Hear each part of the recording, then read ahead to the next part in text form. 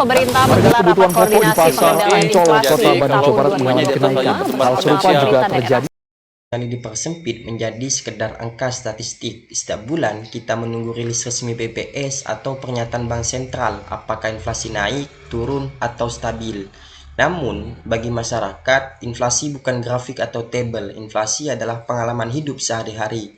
Harga beras yang terus merangkak naik, biaya transportasi yang semakin mahal, uang belanja yang terasa makin cepat habis, serta upah yang seringkali tidak bergerak secepat kenaikan harga. Nah, disinilah inflasi menjadi isu ekonomi sekaligus isu sosial. Pertanyaannya kemudian, mengapa ada kebijakan ekonomi yang mampu meredam inflasi secara relatif stabil, sementara kebijakan lain justru menciptakan tekanan baru, memperlebar ketimpangan, atau bahkan memperlambat pertumbuhan ekonomi?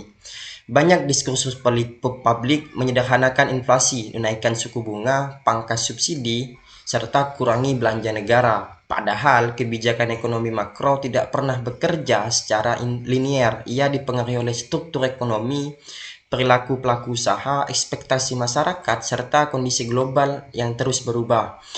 Efisiensi kebijakan bukan hanya soal ketegasan, melainkan soal ketepatan.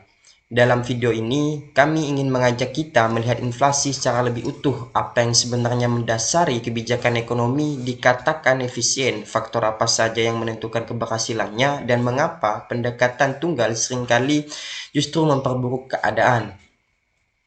Langkah pertama untuk menilai efisiensi kebijakan adalah memahami satu hal mendasar. Inflasi bukan fenomena tunggal. Dalam teori dan praktik ekonomi makro, inflasi memiliki sumber yang berbeda, dan setiap sumber membutuhkan respon kebijakan yang berbeda pula. Yang pertama, inflasi tarikan permintaan atau demand pull inflation. Inflasi jenis ini terjadi ketika permintaan masyarakat tumbuh lebih cepat daripada kapasitas produksi. Contohnya, ketika ekonomi pulih pasca krisis, pendapatan meningkat, kredit melimpah, dan konsumsi melonjak. Sementara kapasitas produksi belum sepenuhnya siap. Dalam kondisi ini, kenaikan harga adalah sinyal bahwa ekonomi terlalu panas. Kebijakan moneter menjadi relatif efisien karena pengalihan suku bunga dapat menahan konsumsi berlebihan, mengurangi ekspansi kredit, dan menormalkan permintaan agregat. Yang kedua, inflasi dorongan biaya atau cost push inflation. Berbeda dengan inflasi permintaan, inflasi biaya berasal dari slot produksi. Kenaikan harga energi, pupuk, bahan baku impor, atau gangguan rental pasok akan mendorong produsen menaikkan harga, meskipun permintaan masyarakat tidak meningkat. Nah, dalam situasi ini, menaikkan suku bunga seringkali salah sasaran. Harga beras tidak turun karena kredit mahal, biaya transportasi tidak otomatis menurun, dan UMKM justru semakin tertekan. Yang ketiga, inflasi eksternal dan nilai tukar.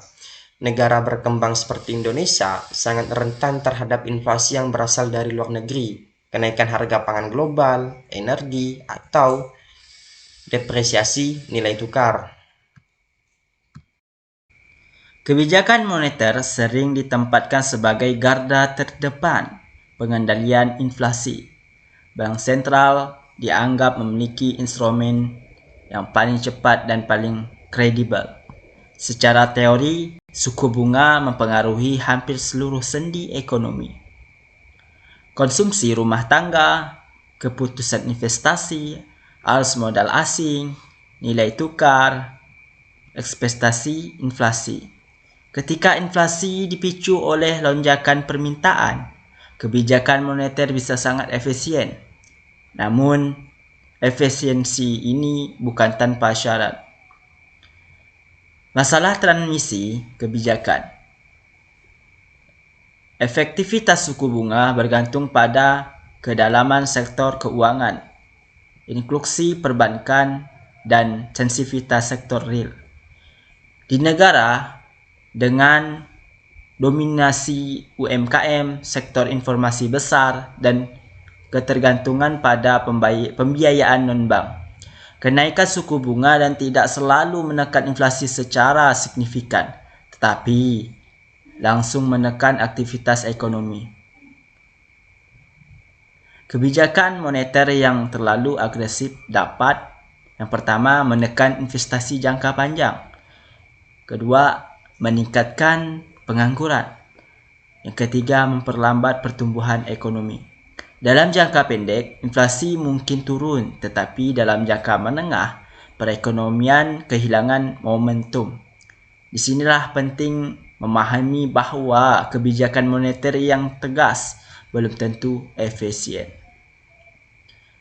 Bagian kebijakan fiskal sebagai penyeimbangan struktural. Jika moneter bekerja dari sisi permintaan, maka fiskal bekerja dari struktur ekonomi. Kebijakan fiskal dikatakan efisien dalam pengendalian inflasi jika ia tidak menciptakan distorsi baru dan justru memperbaiki akar masalah. Peran fiskal dalam inflasi biaya, subsidi yang tepat sasaran, operasi besar, stabilitas harga pangan, dan perbaikan distribusi seringkali jauh lebih efektif dibandingkan pengetahuan moneter.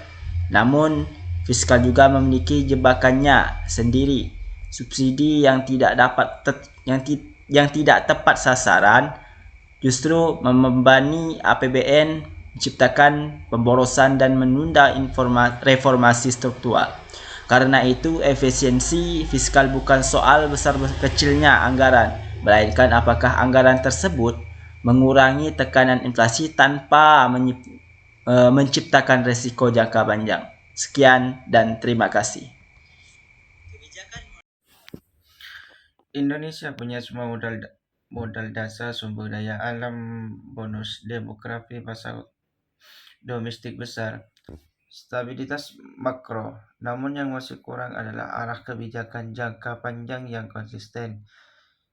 Industrialisasi yang serius, meningkatkan kualitas tenaga kerja, dan penguatan ekonomi bermulai tambah. Jika Indonesia terus bergantung pada komoditas mentah, maka pertumbuhan akan selalu naik turun mengikuti harga global. Menurut perdebatan ekonomi hari ini, harus bergeser bukan lagi soal beberapa persen pertumbuhan kita, tapi siapa yang menikmati pertumbuhan itu.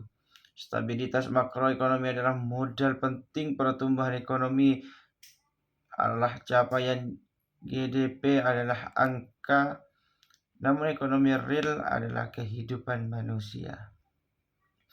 Jika stabilitas dan pertumbuhan tidak menguatkan ekonomi real, maka angka-angka itu akan terus terasa jauh dari rakyat. Tantangan Indonesia ke depan bukan hanya tumbuh lebih cepat, tapi tumbuh lebih adil, lebih kuat, dan lebih bermakna.